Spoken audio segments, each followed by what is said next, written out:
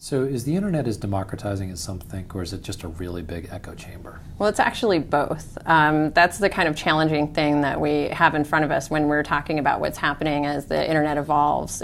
Certainly lots of new types of access, and as lots of devices come on board with internet access, lots and lots more people are able to get online. But that doesn't necessarily translate into everyone having the same set of skills or even the same types of access. And that's one of the big challenges of the future is keeping that open and developing. So how can online communities incorporate different perspectives?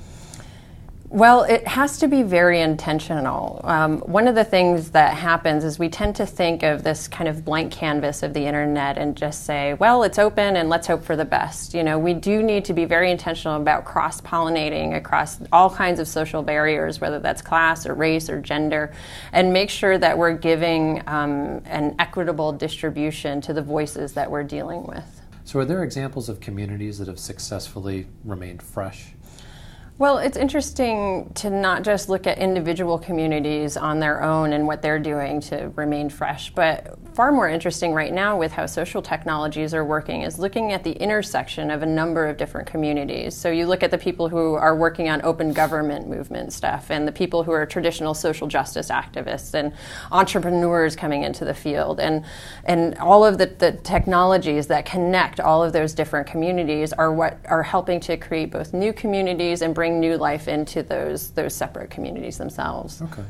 So the last question I have for you is kind of an odd one, but so much that we look at in the social media world is about the aggregate, right? Facebook has 500 million users, that type of thing. But really when you get down to it, it's about the individual. So are we looking at social media from the wrong perspective when we look at the aggregate? I do think that we are. I think our traditional reliance on a broadcast model of measuring things, where we measured a number of subscribers and numbers of viewers and things like that, has kind of set us up for the wrong paradigm.